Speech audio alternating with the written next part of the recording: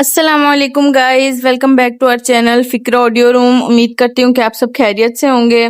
آپ لوگوں نے ہمارے چینل کو بھی سبسکرائب کر لیا ہوگا، اگر نہیں کیا ہے تو جلدی سے کر لیں۔ ہماری ویڈیوز کو بھی لائک کریں اور کمنٹ باکس میں اپنی رائے کا اظہار لازماً کریں۔ تو اب شروع کرتے ہیں۔ اور ہاں، شروع کرنے سے پہلے اگر میں یہ کہنا چاہتی ہوں کہ اگر مجھ سے کوئی غلطی خطا ہو جائے تو دل کو بڑا کریں اور مجھے معاف کر دیا کریں یار۔ تو شروع کرتے ہیں۔ بسم اللہ الرحمن الرحیم۔ سینٹورس مال میں رنگوں اور روشنیوں کا سیلاب جگمگا رہا تھا۔ تیسرے فلور کے ایک بوتیک کی ساری بتیاں روشن تھیں۔ وسط میں مخملی صوفے بچھے تھے، کپڑوں کے ریکس کونوں میں تھے۔ وہیں ایک قداور آئینے کے سامنے شہری کھڑی تنقیدی نگاہوں سے اپنا پہنا ہوا گولڈن گاؤن دیکھ رہی تھی، جس کی ایک آستین نہیں تھی اور دوسری کلائی تک آتی تھی۔ اس نے دائیں اور بائیں دونوں طرف سے ترچھی ہو کر عکس دیکھا، سنہرے پاپ کٹ بالوں کو دونوں انگلیوں سے پیچھے کیا اور بیزاری سے منہ بنایا۔ فال اتنی اچھی نہیں ہے جتنی میں نے کہی تھی۔ قریب کھڑی لڑکی اسے جلدی جلدی وضاحت دینے لگی، جسے اس نے گویا سنا ہی نہیں۔ وہ خود کو ہر زاویے سے آئینے میں دیکھ رہی تھی۔ اس کے عکس میں پیچھے صوفے پہ بیٹھی سونیا اور ساتھ کھڑی ملازمہ بھی دکھائی دے رہی تھی۔ سونیا بور سی ہو کر پاؤں بار بار قالین سے رگڑ رہی تھی۔ عکس میں دکان کا دروازہ بھی نظر آ رہا تھا اور وہ جو بگڑے موڈ سے مینیجر کو کچھ کہنے لگی تھی، دروازے کو دیکھ کر بالکل ساکت ہو گئی۔ پھر اس نے تھوک نکلا۔ چوکھٹ پہ سادی کھڑا تھا، جینز کی جیبوں میں ہاتھ ڈالے وہ اسے ہی دیکھ رہا تھا۔ شہری نے مڑ کر صوفوں کی سمت دیکھا۔ سمینہ، سونیا کو لے کر اوپر فوڈ کورٹ جاؤ، میں کچھ دیر میں آتی ہوں۔ پھر مینیجر سے مخاطب ہو کر بولی، میں آپ سے ذرا ٹھہر کر بات کرتی ہوں۔ وہ تو سر ہلا کر چلی گئی، البتہ سمینہ نے بچی کا ہاتھ پکڑتے ہوئے پسو پیش کی تھی۔ میم، اوپر کس جگہ؟ سمینہ، اس نے تیز نظروں سے گھورا تو وہ فوراً سونیا کی انگلی تھامے باہر نکل گئی۔ شہری پھر سے آئینے میں دیکھتے ہوئے گاؤن کا فال والا گلا انگلیوں سے ادھر ادھر کرنے لگی۔ وہ قدم قدم چلتا اس کے کندھے کے پیچھے آ کھڑا ہوا۔ تو آپ گولڈن پہن رہی ہیں؟ گڈ، میں بلیک پہن رہا ہوں۔ تم یہاں کیا کر رہے ہو؟ وہ مڑے بغیر آئینے میں اس کو دیکھتے ہوئے تیزی سے بولی۔ سعدی نے مصنوعی حیرت سے شانے جھکائے۔ یہ ایک مال ہے اور یہاں لوگ شاپنگ کرنے آتے ہیں۔ مجھے گھر سے فالو کر رہے تھے یا فون سے ٹریس کیا ہے؟ کیا آپ یہ نہیں مان سکتی کہ ہم اتفاق سے ملے ہیں؟ ایک لمحے کے لیے بھی نہیں۔ سعدی نے جواباً اثبات میں سر ہلایا۔ اوکے، آپ کے فون سے ٹریس کیا ہے۔ شہری اس کی طرف پلٹی اور سنجیدگی سے اسے دیکھا۔ ہمیں اس طرح ایک ساتھ نظر نہیں آنا چاہیے، اسی لیے آپ نے ان کو بھیج دیا۔ وہ ہاشم کو بتا دے گی، اس نے گویا جھڑک دیا۔ اتنی ناقابل اعتبار ملازمہ؟ وہ حیران ہوا۔ وہ نہیں، سونیا، میری بیٹی، وہ اپنے باپ کو ہر بات بتاتی ہے۔ تلخی سے کہہ کر وہ کان میں پہنے سیاہ نگوں والے آویزے اتارنے لگی۔ آپ اتنا ڈرتی ہیں ہاشم بھائی سے؟ سعدی، شہرین نے دبے دبے غصے سے اسے دیکھا۔ میں اس سے نہیں ڈرتی، مگر وہ سونیا کو مجھ سے لے سکتا ہے اگر میں اس کے خلاف گئی، اور یو نو واٹ، تمہارے یہاں آنے کا مطلب ہے کہ تمہیں ہاشم کے خلاف میری مدد چاہیے، اور میں ایسا کچھ نہیں کرنے والی۔ جب آپ نے مجھ سے مدد مانگی تھی تو میں نے بھی کیا ایسے ہی منع کیا تھا؟ وہ اب بہت سنجیدہ تھا۔ شہری ایک ثانیہ کو خاموش رہ گئی۔ وہ اور مسئلہ تھا۔ اس کی آواز دھیمی پڑی۔ سعدی جواب دیے بنا اس کو دیکھتا رہا۔ وہ بھی اسے دیکھتی رہی، پھر سر جھٹکا۔ کیا چاہیے؟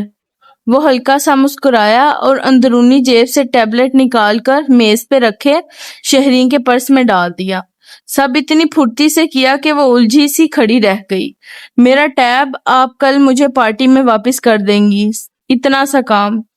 مگر تم یہ خود بھی لے کر جا سکتے ہو پارٹی میں۔ وہ حیران ہوئی۔ سیکیورٹی پروٹوکول سخت ہے، موبائلز وغیرہ کی اجازت نہیں ہے۔ مگر آپ تو فیملی ہے نا۔ تم کیا کرنا چاہ رہے ہو؟ آپ دوسرا کام کرنے کی حامی بھریں، میں بتا دوں گا۔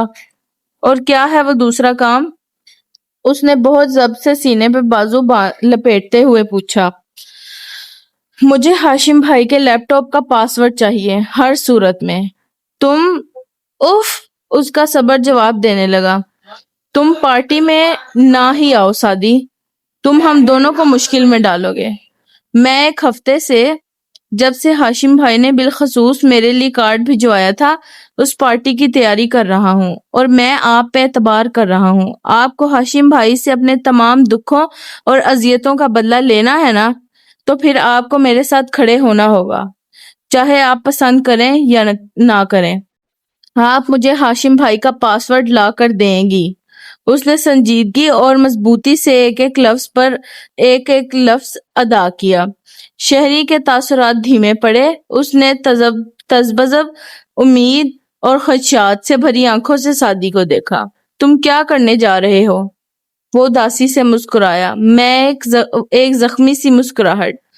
جو انہوں نے ہم سے چرایا تھا، میں وہ واپس چرانے جا رہا ہوں. گائز، تو آپ سب دیکھ سکتے ہیں کہ ہمارا پہلا باب ختم ہوا. اب ہمارا دوسرا باب شروع ہو گیا، فریب کار. تو یہ شروع کرتے ہیں. اور ابلیس کا ساتھی مامون بھی تھا، جنت سے نکالے جانے والی ایک کمتر روح، کہ وہاں بھی اس کی نگاہ اور سوچ نیچے جھکی رہتی اور زیادہ سراہتی سونے کی بنی جنت کے روش کو. یہ منظر اسے کسی بھی دوسرے سے زیادہ مزہ دیتا ہے. اسی نے سکھایا بنی نوع انسان کو اپنے ناپاک ہاتھوں سے دھرتی ماں کے بطن کو کھود کر لوٹنا، ان خزانوں کو جو چھپے بہتر تھے. جلد ہی اس کی فوج نے جہنم کی پہاڑی میں ڈالا ایک وسیع چھید اور کھود ڈالی سونے کی پسلیاں. نہ ہو کوئی حیران اس بات پہ کہ سونا اگتا ہے اندھیر جہنم میں، کہ شاید مٹی ہی قابل ہے اس قیمتی بلا کے. مخوضدار ملٹن جنت گمشدہ. حسن و عشق کا سوز تعلق سمتوں کا پابند نہیں، اکثر تو خود شمع کا شعلہ بڑھ کے گیا پروانے تک. ہاشم کاردار کی بیٹی سونیا کی سیاہ سنہری سالگرہ آج یعنی ہفتے کی شام کو تھی. شاید اسی لیے ہفتے کی صبح بھی چمکیلی سنہری طلوع ہوئی تھی. ذوالفقار یوسف کے گھر میں ناشتہ کا دھواں، ندرت کی ڈانٹ پھڑی تاکیدیں، حنین کی بھاگم بھاگ تیاری، سب ایک ساتھ چل رہا تھا. سعدی آج بھی صبح سویرے ریسٹورنٹ چلا گیا تھا. سیم اب یونیفارم میں تیار گول میز کے گرد بیٹھا ناشتہ کر رہا تھا. حنین اپنے سیاہ کوٹ شوز پالش کر کے جب آئی تو اس کی پلیٹ کو یہاں کیا لکھا ہے، منہ بن گیا. امی، میں نے نہیں کھانا ڈھکن ٹوسٹ. یہ موٹا آلو میرے لیے بریڈ کا پہلا اور آخری توس ہی بچاتا ہے ہمیشہ. وہ ماتھے کے بالوں پہ برش پھیرتی وہیں سے چلائی. کچن سے ندرت کا ڈپٹا ہوا جواب فوراً آیا. 1000 دفعہ کہا ہے کہ کھانے کی چیزوں کے نام مت رکھا کرو. اس نے منہ میں بڑبڑاتے ہوئے آگے ہو کر سیم کا آدھا پراٹھا توڑ لیا. خلاف معمول سیم نے کوئی رد عمل ظاہر نہ کیا، چپ چاپ کھاتا رہا. وہ ناشتہ کر کے اٹھی تھی کہ سیم نے پکارا. نا. اس نے گھور کر اسے دیکھا. تاریخ گواہ ہے کہ تم نے مجھے بغیر کام کے ہنا کبھی نہیں کہا. آج کا لنچ میری طرف سے ہے. ہاتھ جھاڑتے اس نے مزید سنجیدگی سے اطلاع دی. حنین نے بیگ کندھے پہ ڈالا، فائل اٹھائی اور استضافیہ انداز میں سر جھٹکا. مجھے گیس کرنے دو کہ کیا منگوایا ہوگا تم نے. ہاں، ہوں گے سموسے، ساتھ میں چرگا اور آلو کے چپس. اور جیسے ان سب اشیاء پہ لعنت بھیج کر وہ دروازے کی طرف بڑھی جہاں باہر وین والا ہارن دے رہا تھا. سپرنگ رولز، بہاری کباب اور بیکڈ ہوئے آلو. سیم نے عقبے میں بڑے سکون سے کہا. حنین کے قدم زنجیر ہوئے، آنکھیں بے یقینی سے پھیلیں. یکدم مڑی، کوہنی سے دبوچ کر اسے کھڑا کیا. پھر ساتھ میں ہوگی پودینے کی چٹنی، اور مشکوک نظروں سے اسے گھورا. تمہاری فیورٹ میونیز والی ساس. حنین کے لب بھرپور مسکراہٹ میں پھیل گئے. آنکھوں میں شرارت چمکی، بازو چھوڑا اور چلنے کا اشارہ کیا۔ اب کام بتاؤ۔ رات ہاشم بھائی کی بیٹی کی سالگرہ میں نے بھی جانا ہے۔ وہ دونوں ساتھ چلتے باہر آئے تو باغیچہ کراس کرتے ہوئے ہاشم نے کہا، سعدی بھائی نے کہا تھا کہ امی نہیں جا رہی ہیں تو میں گھر میں رہوں۔ تمہارے پاس بلیک سوٹ ہے؟ ہاں، وہی جو بھائی نے برتھ ڈے پہ دیا تھا۔ تو پھر اس کو دھوپ لگوا لو، ہوا لگوا لو اور استری کروا لو۔ وہ گیٹ بند کر کے وین کی طرف بڑھتے ہوئے بڑے سکون سے بولی۔ سیم نے خوشگوار بے یقینی سے اسے دیکھا۔ مگر تم بھائی کو کیسے مناؤ گی کٹو؟ سوری ہینا، سیم، یوسف، یہ جو آج تم مجھے اپنی پاکٹ منی جھونک رہے ہو نا، یہ اس لیے ہے کہ تمہیں پتا ہے کہ اس کام کے لیے صحیح بندی میں ہی ہوں، اس لیے اپنے سوٹ کی فکر کرو بس، کہہ کر وہ وین میں چڑھ گئی۔ اندر رافعہ اور ختیجہ بری طرح دہرائی کرنے میں مگن تھی، جبکہ نائمہ کتاب کھولے کچھ لکھ رہی تھی۔ آج ان کا آخری پیپر تھا۔ کیسی تیاری ہے؟ اس نے امتحان کی صبح کا مخصوص سوال دہرایا۔ یار کچھ نہیں آتا، سمجھو سب مکس اپ ہو گیا۔ رافعہ نے ہراساں نفی میں سر ہلاتے ہوئے مخصوص جواب دیا۔ حنین نے اپنی فائل کھولی اور سرسری سی نگاہ دوڑانے لگی، پھر کسی احساس کے تحت نائمہ کو دیکھا۔ وہ ٹیشو پیپر پہ کچی پینسل سے لکھے جا رہی تھی۔ نقل کے یہ طریقے ان کو جانے سوچتے کہاں سے تھے؟ اگر پکڑی گئیں تو؟ حنین نے قریب ہو کر سرگوشی کی۔ اس نے گھور کر اسے دیکھا۔ تو گرمی گرمی کرتے اس سے پسینہ پونچھ لوں گی، سارے ثبوت ختم۔ اس نے شانے اچکا دیے تو حنین سر جھٹک کر اپنا پڑھنے لگی۔ سیم کھڑکی سے باہر دیکھتا اپنے سوٹ اور ان دوستوں کے بارے میں سوچ رہا تھا جن کو اس نے سوموار کی پارٹی کی تفصیلات دینا تھی۔ ذہن میں وہ فکریں ترتیب دے رہا تھا۔ پتہ ہے ہمارے ایک انکل ہیں، کزن ہیں ہاشم بھائی، ان کا گھر پتہ ہے کیسا ہے؟ سیم کو یہ سوچ کر ہی مزہ آ رہا تھا کہ وہ کتنے مزے سے اپنے دوستوں کو سارے قصے سنائے گا۔ تو نے کیا کیا اے زندگی، دشت و درد میں پھرایا مجھے، اب تو اپنے در و بام بھی جانتے ہیں پرایا مجھے۔ کاردار خاندان کے قصر کے سبزہ زار میں ملازموں کا عملہ اور فاضل ویٹرز پارٹی کی تیاریوں میں مصروف تھے۔ اندر لاؤنج میں بھی صفائی ستھرائی کا عمل جاری تھا۔ شہری متوازن قدموں سے زینے چڑھتی اوپر جا رہی تھی۔ ہاشم کا کمرہ سنسان پڑا تھا۔ وہ آگے بڑھی، نوشرواں کے کمرے کا داخلی دروازہ کھلا تھا اور آگے بالکنی کا بھی۔ وہ بالکنی میں بیٹھا تھا، لیپ ٹاپ گود میں، کانوں میں ایئر فونز۔ شہری وہی کھڑی رہی، یہاں تک کہ نوشرواں نے چونک کر اس طرف دیکھا تو وہ سر جھٹک کر جانے لگی۔ آپ کب آئیں؟ آئیے۔ شیرو جلدی سے ایئر فونز نکالتے ہوئے اٹھا۔ اس کا چہرہ کھل اٹھا تھا۔ اس روز کی نسبت آج درست حلیے میں تھا۔ وہ اسے پسند کرتا تھا، کوئی اندھا بھی بتا سکتا تھا، اور شہری اندھی نہیں تھی۔ البتہ اسے السلام علیکم۔ اور شہری اندھی نہیں تھی، البتہ اسے معلوم تھا کہ وہ کہنے کی ہمت نہیں رکھتا۔ شہری نے پریشانی میں نفی میں سر ہلایا۔ نہیں، تم بیٹھو۔ پھر رکی۔ ہاشم ہے کیا؟ اس نے نوشرواں کے بھائی کا نام لیا، وہی بھائی جس کے ڈر کے باعث شیرو کبھی نہیں کہہ سکے گا۔ بھائی کا آف تھا، مگر وہ شاید شہلا آنٹی کے کیس کے لیے کہیں گئے ہیں۔ ان کے ڈرائیور نے ایکسیڈنٹ کر دیا تھا کسی کا۔ وہ ابھی تک منتظر کھڑا تھا۔ شہری کی آنکھوں میں مایوسی ابھری۔ خیر وہ ہوتا بھی تو میرا کام نہ ہونا تھا۔ اٹس اوکے، جانے دو، وہ کہہ کر پلٹنے لگی۔ کیا کام؟ مجھے بتائیں۔ وہ قدم قدم اٹھاتا اس تک آیا۔ چھوڑو، تم سے نہیں ہوگا۔ ویل، اگر آپ نے اپنے کام کا ذکر مجھ سے کیا ہے تو یقیناً آپ کو لگتا ہوگا کہ میں کر سکتا ہوں، تو بتائیں۔ وہ اتنا بیوقوف بھی نہیں تھا۔ شہری تھکے انداز سے مسکرائی۔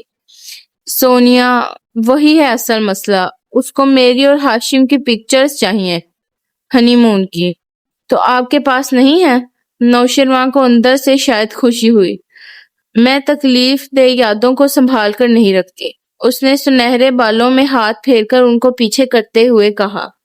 وہ دونوں ہیمرس چوکھٹ پہ کھڑے تھے۔ شادی کی تو میرے پاس بھی ہوں گی، مگر ہنی مون والی ہاشم کے لیپ ٹاپ میں ہوں گی، اور میں تمہارے بھائی کے منہ نہیں لگنا چاہتی۔ اس نے بہت لاپرواہی سے لیپ ٹاپ کا ذکر کیا۔ نو پرابلم، میں کاپی کر دیتا ہوں۔ بھائی آفس نہیں گئے تو لیپ ٹاپ گھر پہ رکھ کے گئے ہوں گے۔ وہ چلتا ہوا ساتھ والے کمرے میں آیا، بتی آن کی۔ جلدی کرنا، میں اس کمرے میں زیادہ دیر نہیں رکنا چاہتی، اس نے فلیش ڈرائیو بڑھاتے ہوئے کہا۔ نوشرواں نے ڈر سے پکڑتے ہوئے نظر بھر کر اس کے چہرے کو دیکھا۔ میں سمجھ سکتا ہوں، وہ جواباً زخمی سا مسکرائی۔ نوشرواں نے ہاشم کے اسٹڈی ٹیبل سے لیپ ٹاپ اٹھایا اور آن کیا۔ وہ اس کے ساتھ کھڑی ہو کر دیکھنے لگی، ساتھ ہی وہ لب کاٹ رہی تھی اور انگلیاں بھی مروڑ رہی تھی۔ او پاسورڈ؟ اب یہ کیا ہے؟ سب کچھ ٹھیک ہوتے ہوئے جب پاسورڈ مانگا گیا تو نوشرواں کراہ کر رہ گیا۔ شرین کے ماتھے پر بل پڑے۔ میں نے کہا تھا نا تم سے نہیں ہوگا، جانے دو۔ وہ مڑنے لگی۔ ایک منٹ ٹھہرے تو، اس نے موبائل نکال کر ہاشم کو کال ملائی۔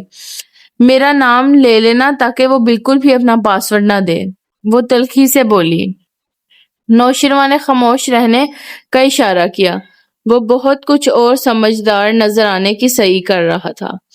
ہاں شیرو بولو، وہ مصروف تھا۔ بھائی یار، آپ کے لیپ ٹاپ کا پاسورڈ کیا ہے؟ کیوں؟ کیا ہوا؟ اپنی تمام تر مصروفیت کے باوجود وہ چونکا تھا۔ کچھ پکچرز چاہیے تھی سونیا کے لیے۔ کون سی پکچرز؟ وہ ہاشم تھا، کھٹک گیا۔ بھائی دے رہے ہو یا میں کچھ اور کروں؟ اس کا موڈ بگڑنے لگا۔ پھر اچھا کہہ کر سر ہلا کر فون بند کیا اور مسکراتے ہوئے کی بورڈ کے بٹن دبائے۔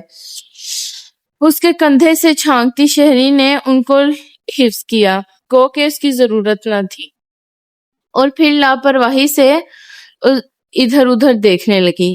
یہ لفظ تو اس کو ازبر تھا، آنکھیں بند کر کے بھی ٹائپ کر سکتی تھی۔ آپ بتاتی جائیں کون کون سی چاہیے؟ ان کی ہنی مون، شادی اور دیگر موقع کی تصویر کھلتی جا رہی تھی۔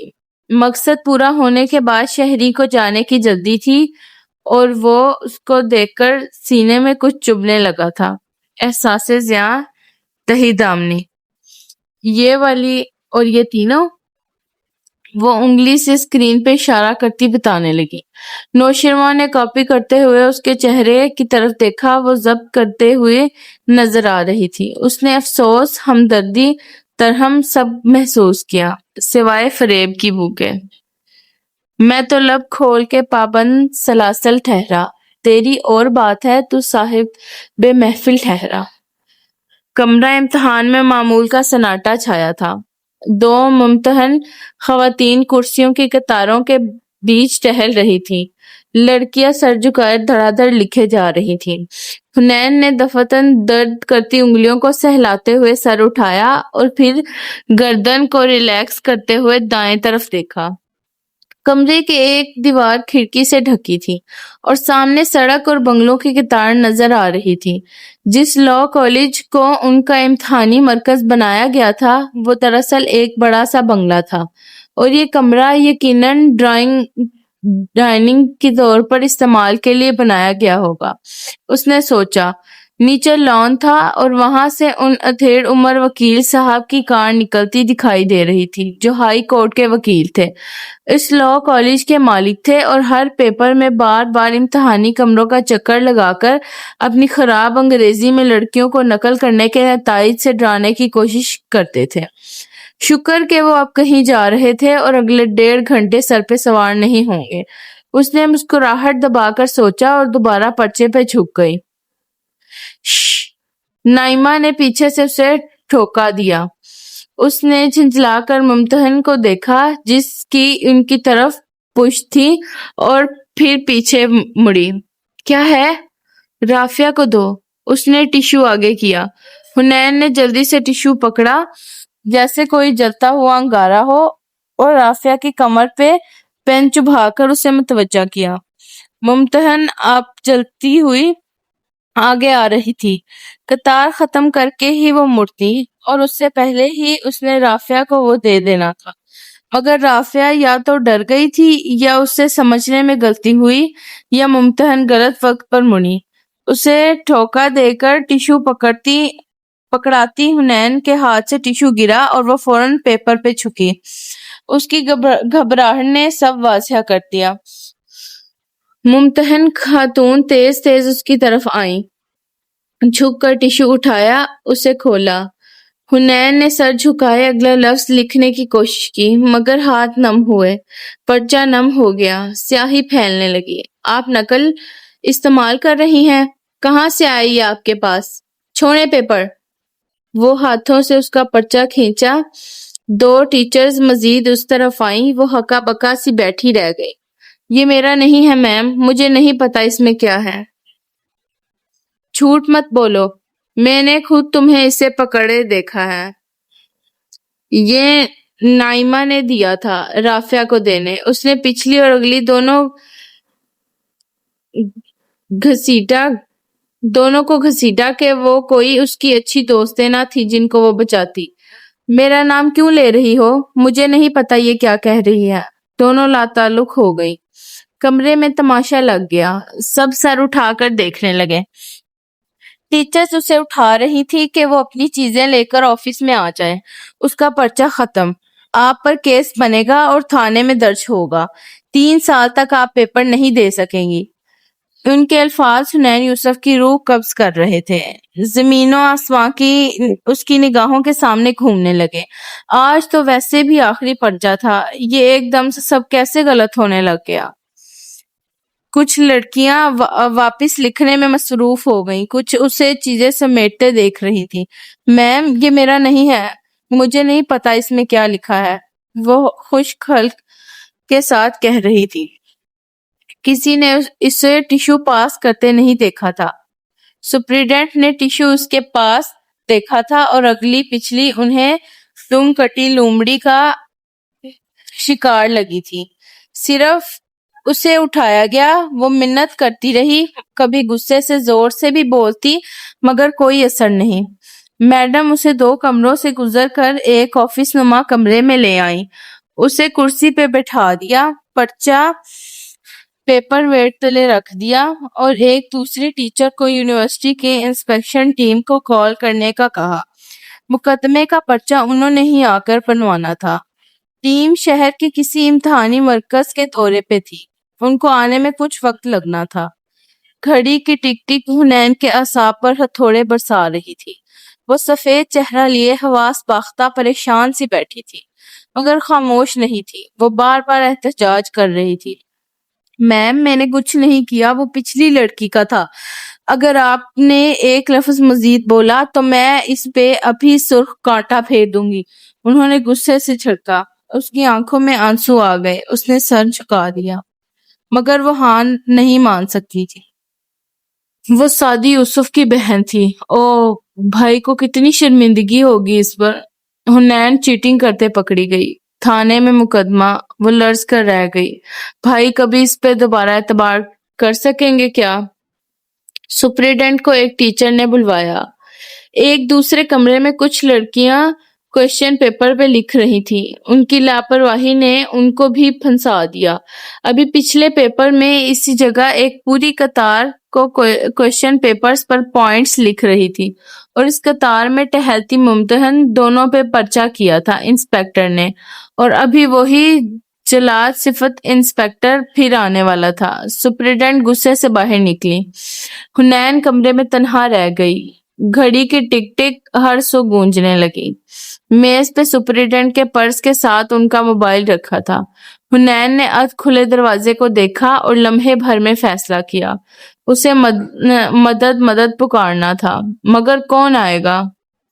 موبائل اچک کر اس نے دھڑکتے دل سے نمبر ملایا، پہلے سعدی کا، پھر مٹا دیا۔ بھائی کے سامنے شرمندگی نہیں، پھر پھپھو کا، 2 ہندسوں کے بعد ہی مٹا دیا، کبھی بھی نہیں۔ اور ماموں کا تو کوئی نمبر ہی نہ تھا، پھر کسے کرے؟ وقت کی ریت ہاتھوں سے پھسلتی جا رہی تھی۔ وہ تاریک سرنگ میں کھڑی تھی۔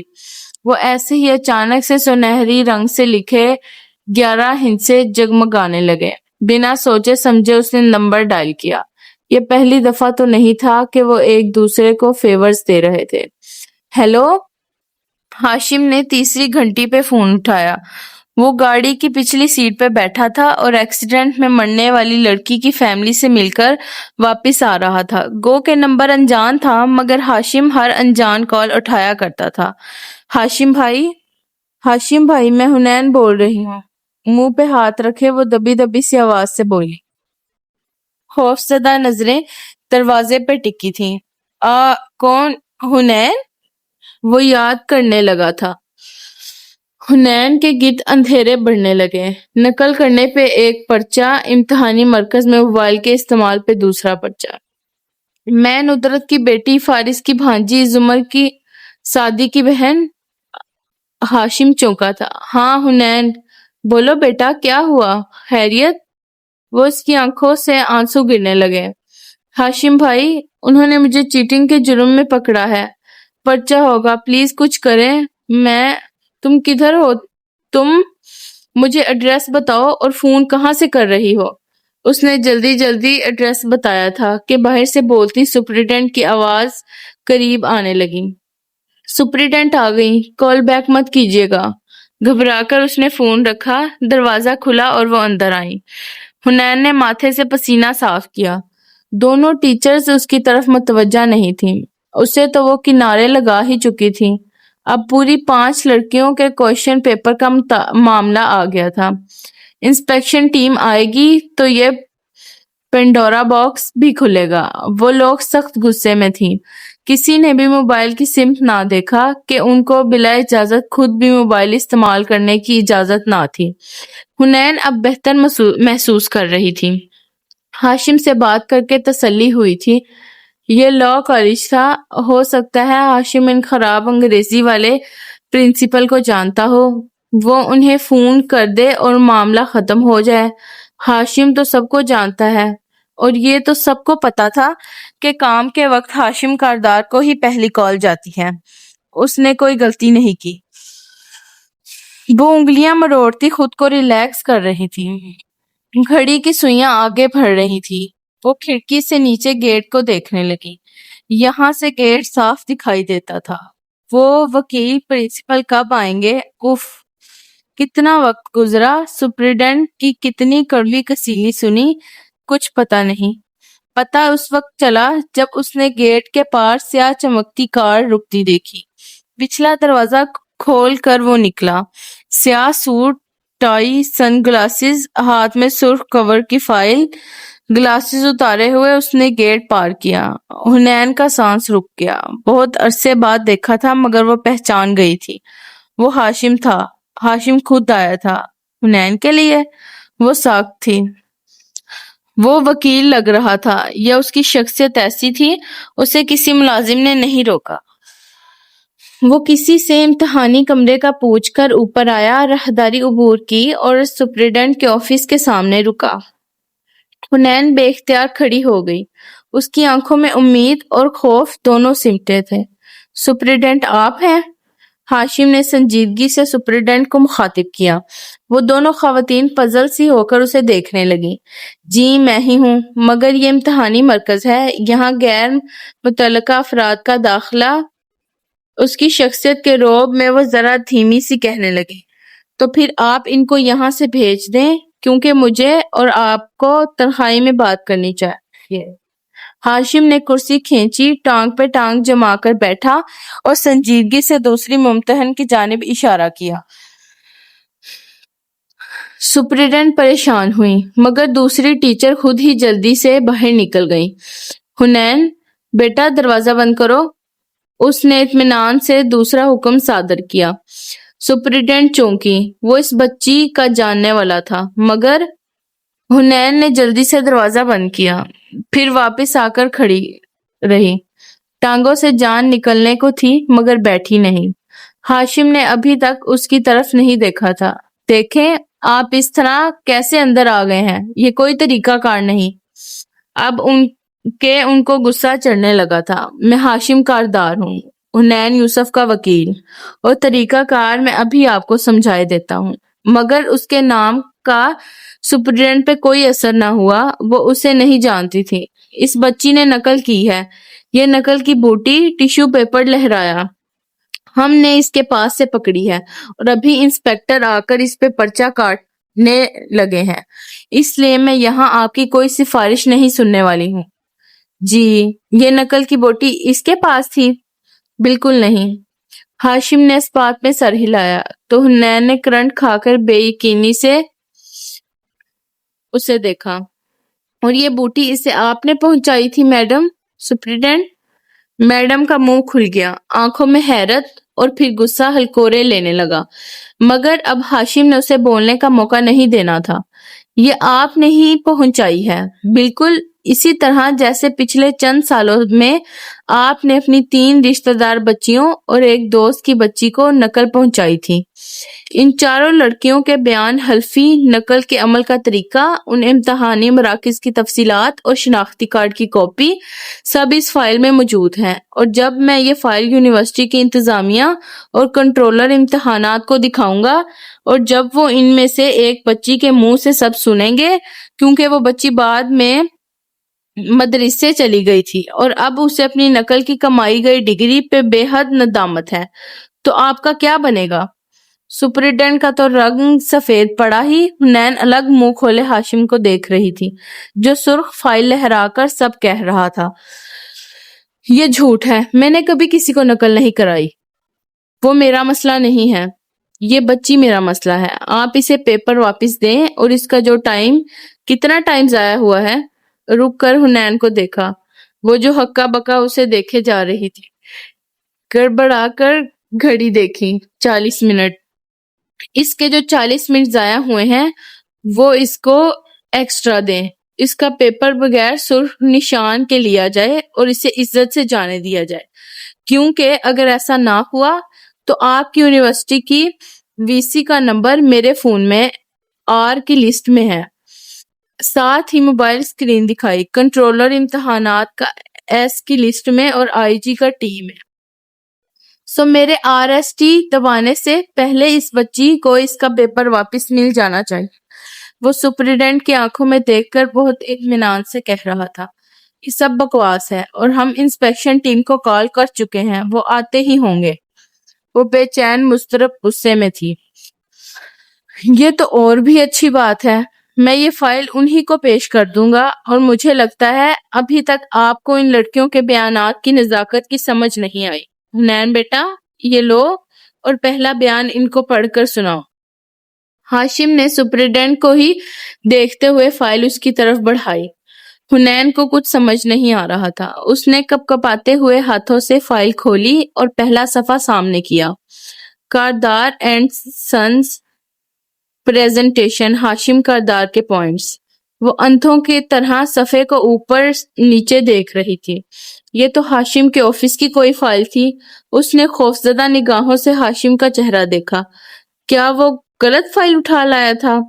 پڑھو حنین، اب کہ ہاشم نے اسے دیکھ کر کہا، پھر ترچھا ہو کر خود فائل کو دیکھا۔